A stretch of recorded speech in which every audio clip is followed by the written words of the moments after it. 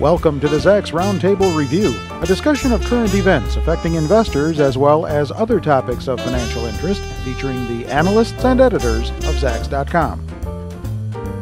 Earnings season and the debt ceiling. That's what we're talking about this time around at the Roundtable with our editor-at-large, Steve Reitmeister, research director, Shiraz Mian, and market technician, Kevin Matris.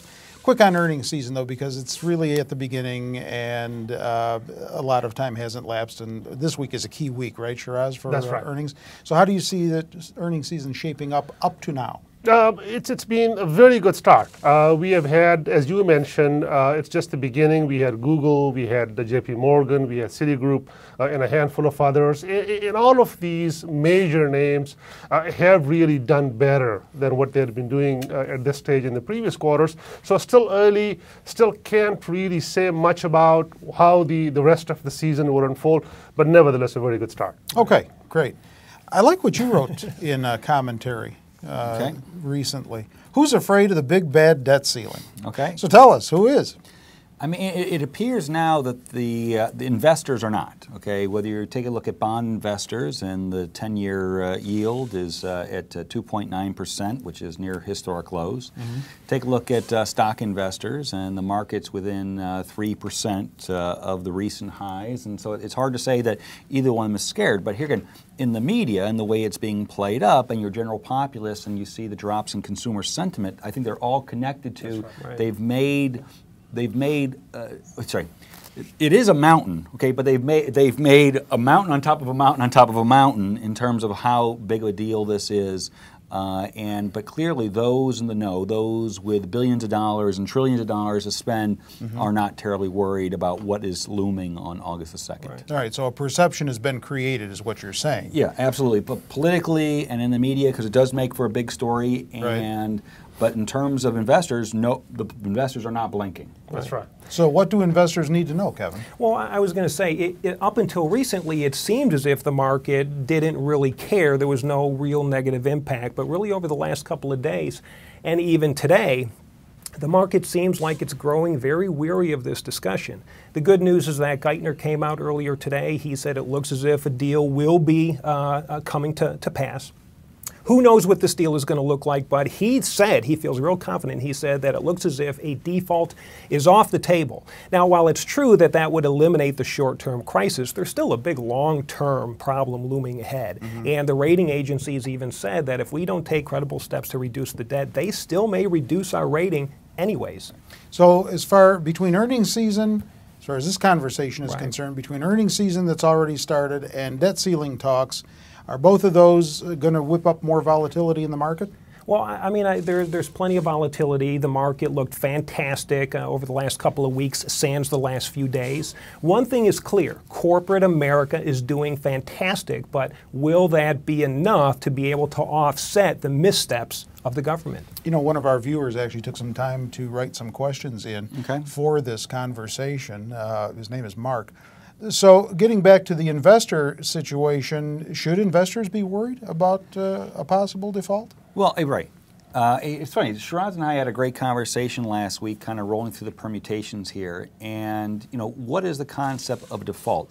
August 2nd, if truly the government didn't pay back some of the debt, which most likely they have the means past August 2nd, but let's just say they didn't.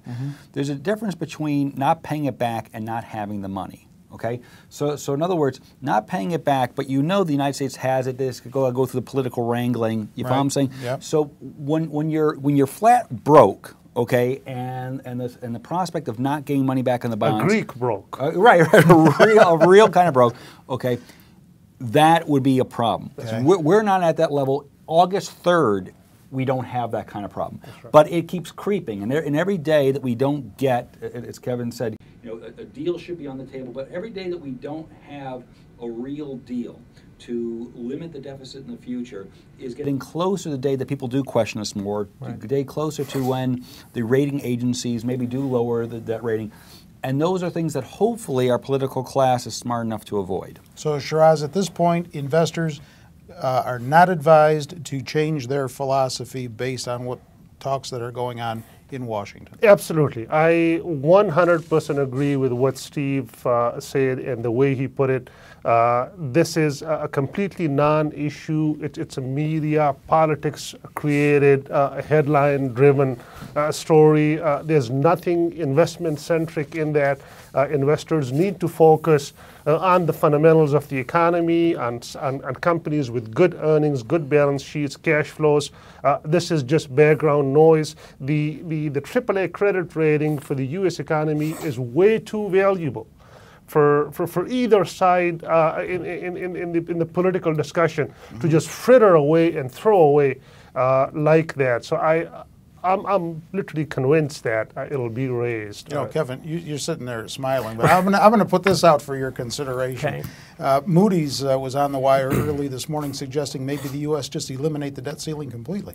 Well, I mean, that actually is a valid point. I mean, we have raised the debt ceiling, I can't remember how many times over the last 20 years, so it's not as if this is impeding our ability to increase our debt. We always do. It's just nothing more than political theater. If we did eliminate the debt ceiling, at least you would take away all of this this political wrangling. So it's an interesting idea. I doubt that's going to happen, though. All right, Steve, our top stock pick.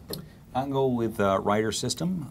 They are a truck leasing and logistics company, and plain and simple, as you get towards the middle to late stages of an economic growth cycle, which we are at, at this about 2.5 year mark of the expansion, or recovery now going into the expansion. The transportation industries do very well.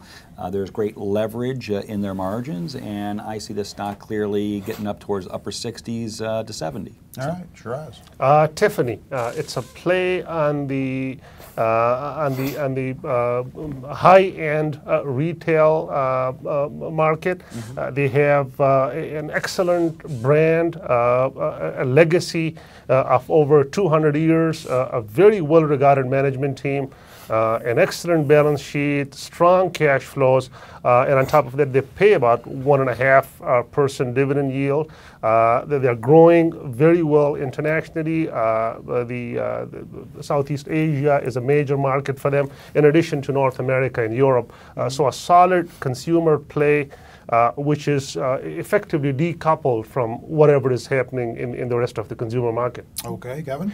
Mine is Kaiser Aluminum, ticker KALU, and they are a leading producer of fabricated aluminum.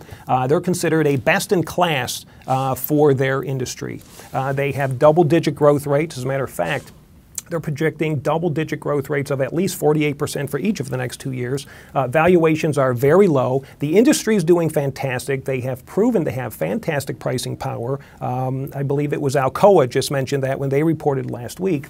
Looking at the chart, they just broke out of a basing pattern. I've got a price target of $65. That is a 17% increase from here, and they report earnings on July 27th. All right, that'll do it for this installment of the Roundtable. Thanks for being here. We'll see you next time.